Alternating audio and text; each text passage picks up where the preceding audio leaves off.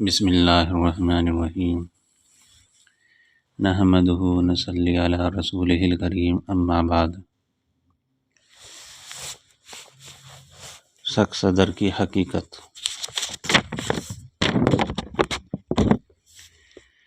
علامہ قسطلانی مواہب میں اور علامہ زرقانی شرح مواہب میں فرماتے ہیں،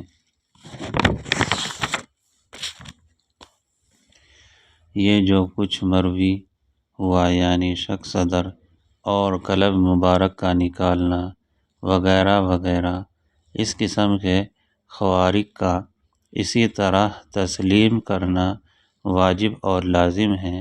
جس طرح منقول ہوئے، ان کو اپنی حقیقت سے نہ پھیرنا چاہیے۔ اللہ کی قدرت سے کوئی شیء محال نہیں۔ امام قرطبی اور علامہ طیبی اور حافظ طور-پشتی اور حافظ عسقلانی اور علامہ سیوطی اور دیگر اکابر علماء بھی یہی فرماتے ہیں کہ شک صدر اپنی حقیقت پر محمول ہے، اور حدیث صحیح اس کی معید ہے۔ وہ یہ کہ حدیث میں ہے کہ صحابہ کرام سیون یعنی سلائی کا نشان حضور کے سینے مبارک پر اپنی آنکھوں سے دیکھتے تھے۔ علامہ سیوطی فرماتے ہیں کہ بعض جہلِ عصر کا شک صدر سے منکر ہونا اور بجائے حقیقت کے اس کو امر معنوی پر محمول کرنا، جیسا کہ اس زمانے کے بعض سیرت نگار کہتے ہیں کہ شک صدر سے حقیقی معنی مراد نہیں بلکہ شرح صدر کے معنی مراد ہے۔ یہ صریح جہالت اور سخت غلطی ہے جو حق تعالیٰ کی عدم توفیق اور علوم فلسفیہ میں انہماک اور علوم سنت سے بعد اور دوری کی وجہ سے پیدا ہوئی ہے۔ اللہ تعالی ہم سب کو اس سے محفوظ رکھے، آمین۔ خلاصہ کلام یہ کہ شک صدر سے حقیقتاً سینہ کا چاک کرنا مراد ہے۔ شک صدر سے شرح صدر کے معنی مراد لینا جو ایک خاص قسم کا علم ہے، صریح غلطی ہے۔ شک صدر حضور صلی اللہ علیہ وسلم کے خاص معجزات میں سے ہے، اور شرح صدر حضرت اقدس صلی اللہ علیہ وسلم کے ساتھ مخصوص نہیں۔ ابوبکر و عمر رضی اللہ تعالی عنہما کے زمانے سے لے کر اب تک بھی علماء صالحین کو شرح صدر ہوتا رہا ہے۔ نیز اگر شک صدر سے شرح صدر کے معنی مراد ہو جو کہ ایک امر معنوی ہے، تو پھر اس حدیث کا کیا مطلب ہوگا کہ سیون کا نشان جو آپ کے سینہ مبارک پر صحابہ کرام اس کو اپنی آنکھوں سے دیکھتے تھے، کیا شرح صدر سے سینہ پر سلائی کے نشان نمودار ہو جاتے ہیں؟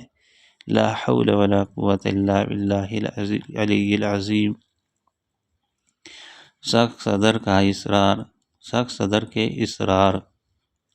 پہلی مرتبہ جو حلیمہ سعدیہ کے یہاں زمانہ قیام میں قلب چاک کر کے جو ایک سیاہ نقطہ نکالا گیا، وہ حقیقت میں گناہ اور معصیت کا مادہ تھا، جس سے آپ کا قلب مطہر پاک کر دیا گیا، اور نکالنے کے بعد قلب مبارک غالباً اس لیے دھویا گیا کہ مادہ معصیت کا کوئی نشان اور اثر بھی باقی نہ رہے، اور برف سے اس لیے دھویا کہ گناہوں کا مزاج گرم ہے، جیسا کہ شیخ اکبر نے فتوحات میں لکھا ہے اس لیے مادہ معصیت کے بجھانے کے لیے برف کا استعمال کیا گیا کہ حرارت اشیاء کا نام و نشان بھی باقی نہ رہے، اور قرآن و حدیث سے بھی یہی معلوم ہوتا ہے۔ قال تعالی ان الذین یأکلون اموال الیتامی ظلما انما یأکلون فی بطونہم نارا، تحقیق جو لوگ یتیموں کا مال کھاتے ہیں وہ حقیقت میں اپنے پیٹوں میں آگ بھرتے ہیں۔ اس آیت سے صاف ظاہر ہے کہ مال حرام اگرچہ دنیا میں کتنا ہی ٹھنڈا کیوں نہ ہو، لیکن عالم آخرت کے لحاظ سے اس کا مزاج آگ سے کم گرم نہیں، جیسے صبر کا مزاج اس عالم میں حنظل سے زیادہ تلخ ہے، مگر عالم آخرت میں اصل شہد سے زیادہ شیریں ہے۔ وقص علی ھذا، اور ایک حدیث میں ہے، یعنی صدقہ گناہ کو ایسا ہی بجھا دیتا ہے جیسا پانی آگ کو۔ غصہ شیطان کی جانب سے ہے اور شیطان آگ سے پیدا کیا گیا ہے، نتیجہ یہ نکلا کہ غصہ آگ سے پیدا ہوا ہے، اور جزائے نیست کے آگ کو پانی ہی سے بجھایا جاتا ہے۔ اس لیے جب کسی کو غصہ آئے تو وضو کر لے۔ امام غزالی فرماتے ہیں کہ ٹھنڈے پانی سے وضو کرے یا غسل کرے۔ آگ میں دو وصف خاص ہیں، ایک حرارت اور گرمی، اور دوسرے علو یعنی اوپر کو چڑھنا۔ اس لیے نبی کریم صلی اللہ علیہ وسلم نے پہلے وصف کے لحاظ سے غضب کا یہ علاج تجویز فرمایا کہ وضو کرو اور غصے کی آگ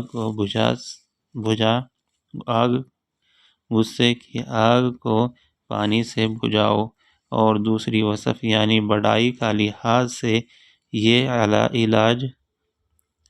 تجویز فرمایا۔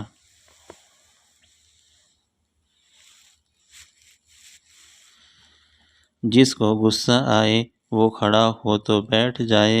اگر اس سے غصہ جاتا رہے تو فبہا، ورنہ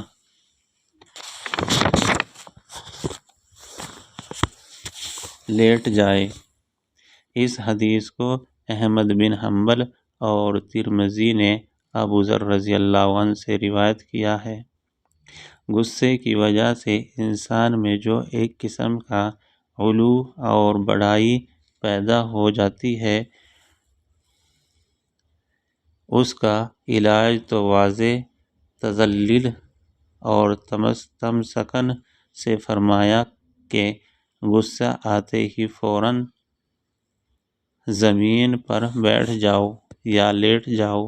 اور سمجھ لو کہ ہم اسی مشک خاک سے پیدا کیے گئے ہیں، آگ بگولا بننے کی کیا ضرورت ہے۔ بخاری اور مسلم اور دیگر کتب صحیحہ میں ہے کہ نبی کریم صلی اللہ علیہ وسلم ثنا کے بعد نماز میں دعا مانگا کرتے تھے، اے اللہ میری خطاؤں کو برف اور اولے کے پانی سے دھو دے۔ اس دعا میں حضرت صلی اللہ علیہ وسلم نے دو چیزوں کی طرف اشارہ فرمایا ہے، ایک گناہوں کی نجاست کی طرف کہ ان کو دھونے کی اللہ سے درخواست کی، اس لیے کہ طریقہ یہ ہے کہ نجاست اور ناپاکی ہی کو دھوتے ہیں، پاک چیز کو نہیں دھوتے۔ نمبر دو، گناہوں کی حرارت اور گرمی کی طرف کہ برف اور اولے کے پانی سے ان کو بجھانے کی درخواست کی، اس لیے کہ اگر گناہوں میں فقط نجاست ہی ہوتی اور حرارت نہ ہوتی تو ممکن تھا کہ نبی کریم صلی اللہ علیہ وسلم بجائے برف کے پانی کے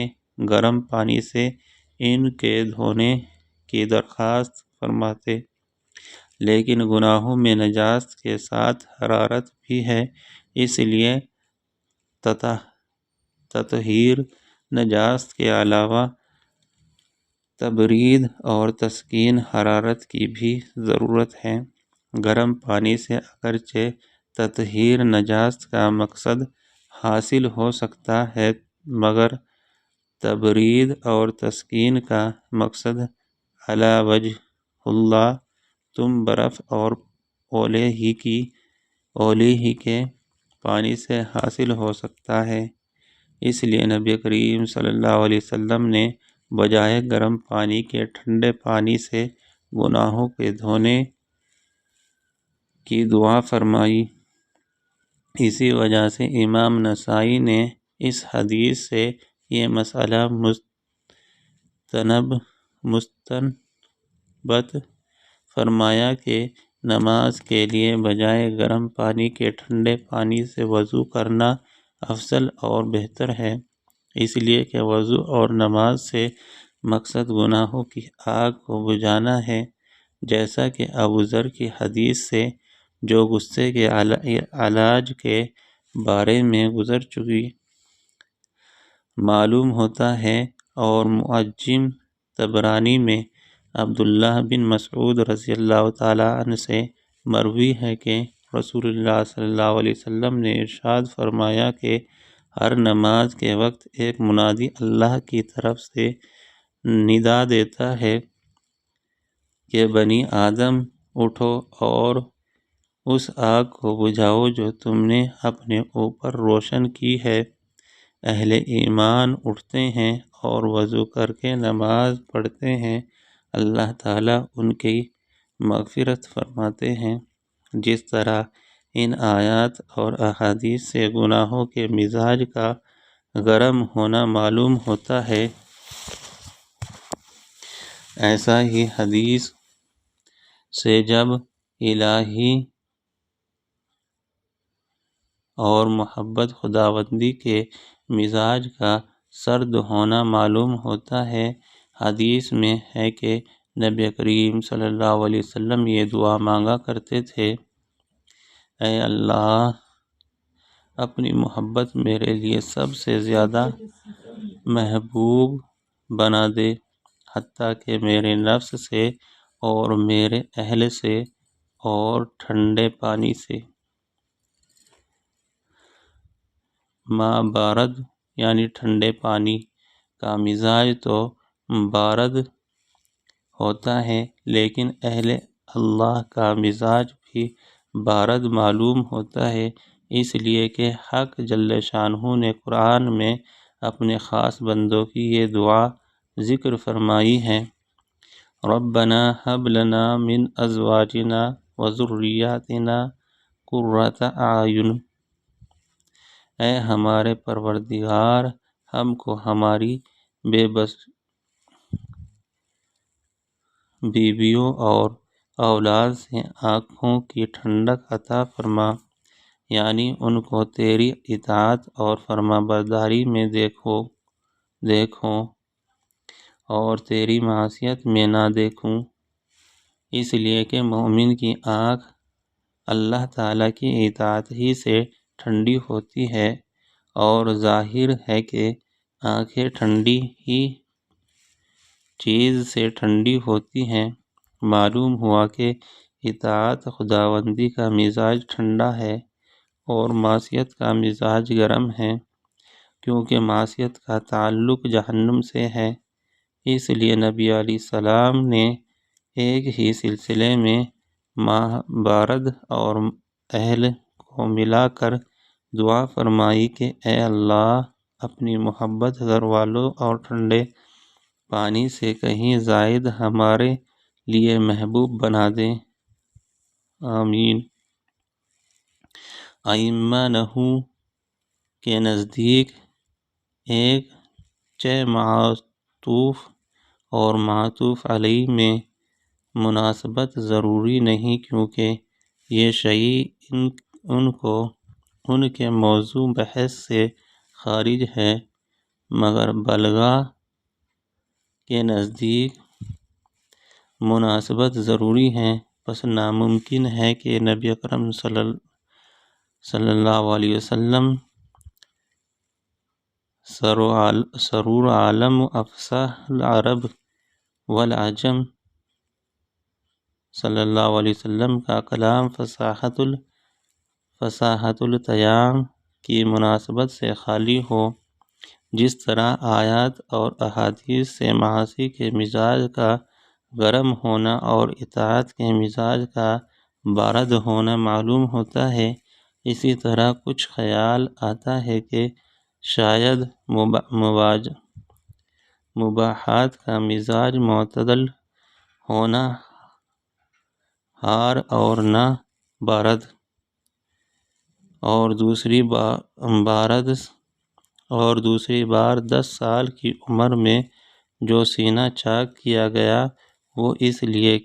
کیا گیا تاکہ قلب مبارک مادہ لہو ولعب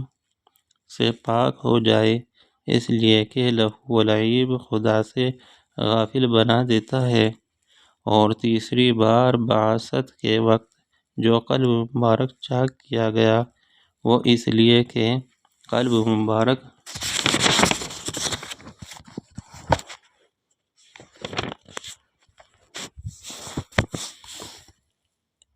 اسرار وحی اور علوم الہیہ کا تحمل کر سکے۔ اور چوتھی بار معراج کے وقت اس لیے سینہ چاک کیا گیا تاکہ قلب مبارک عالم ملکوت کی سیر اور تجلیات الہیہ اور آیات ربانیہ کی مشاہدہ اور خداوند ذوالجلال کی مناجات اور اس کے بے چون و جگون کلام کا تحمل کر سکے۔ غرض یہ کہ بار بار شق صدر ہوا اور ہر مرتبہ کے شق صدر میں جداگانہ حکمت ہے۔ بار بار شق صدر سے مقصود یہ تھا کہ قلب مطہر و منور کی طہارت و نورانیت انتہا کو پہنچ جائے۔ حضرت اہل علم فتح الباری باب المعراج جلد 7 صفحہ 205 کی مراجعت کریں۔ اللہ تعالی عمل کرنے کی توفیق عطا فرمائے۔